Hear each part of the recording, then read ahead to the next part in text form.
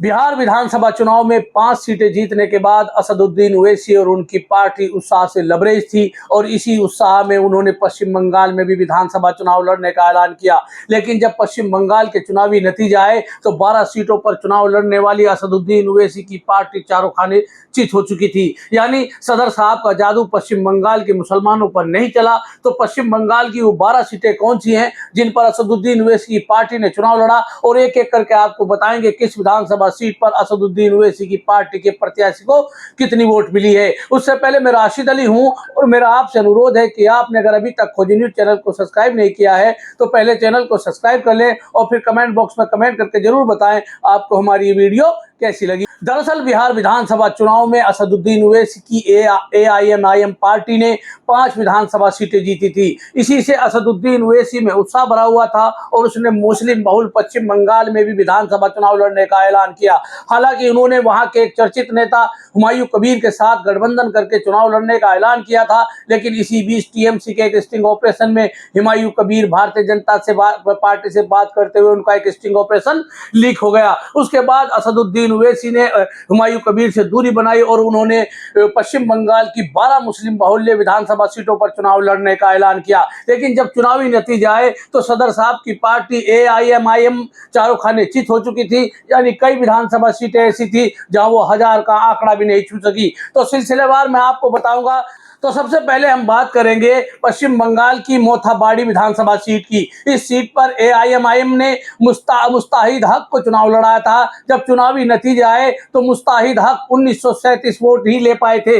यानी असदुद्दीन ओवैसी की पार्टी के जो मोथाबाड़ी विधानसभा सीट से चुनाव लड़े उनको केवल 1935 सीट मिली। इसके बाद दूसरे नंबर पर आती है सूजापुर विधानसभा सीट पर मनीरुल इस्लाम को एआईएमआई पार्टी ने चुनाव लड़ाया और जब चुनावी नतीजे आए तो मनीरुल इस्लाम 4822 वोट ही ले पाए थे। यानी मोथाहाटी से मुस्ताहिद हक 1935 वोट ले पाए तो सूजापुर से मनीरुल इस्लाम 4822 वोट तक ही सिमट गए। इसके बाद तीसरे नंबर पर आती है सूती विधानसभा सीट। इस सीट पर एआईएमआईएम ने मोहम्मद जैद को अपना प्रत्याशी बनाया था। जब चुनावी नतीजे पश्चिम बंगाल का आए तो मोहम्मद जैद को केवल 2565 वोट ही मिली।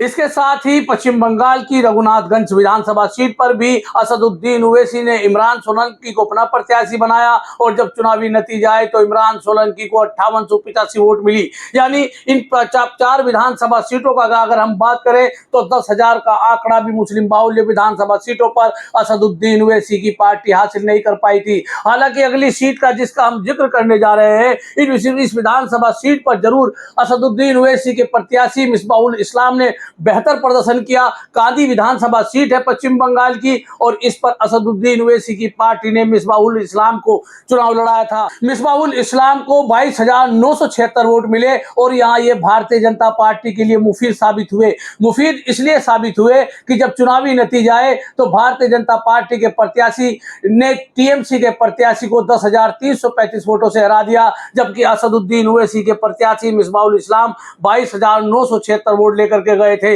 इसके बाद आती है पश्चिम बंगाल की नलहाटी विधानसभा सीट। इस सीट पर असदुद्दीन ओवैसी की पार्टी के प्रत्याशी थे अंसार शेख। जब चुनावी रिजल्ट आया अंसार शेख का तो अंसार शेख को वोट मिली 7,367 वोट। इसके बाद 7वें नंबर पर आती है मुराराई विधानसभा सीट पर ताहिर शेख को असदुद्दीन ओवैसी की पार्टी ने अपना कैंडिडेट बनाया, चुनाव लड़े, लेकिन जब चुनावी नतीजे आए तो 6,326 वोट तक ही वो सिमट कर रह गए। इसके साथ ही बशीरहाट विधानसभा सीट पर असदुद्दीन ओवैसी की पार्टी ने शबाना परवीन को अपना प्रत्याशी बनाया था। शबाना परवीन का जब रिजल्ट आया तो 1646 वोट ही वो ले पाई थी। इसके साथ ही हम आपको बताएंगे कि असदुद्दीन ओवैसी की पार्टी के वो 3 प्रत्याशी कौन है, 3 कैंडिडेट कौन है जो 1000 का आंकड़ा भी नहीं छू पाए हैं। ये विधानसभा सीटें हैं आसनसोल पर असदुद्दीन ओवैसी की पार्टी ने दानिश अजीज को अपना प्रत्याशी बनाया। चुनावी नतीजे आए तो दानिश अजीज को केवल 493 वोट ही मिल सकी।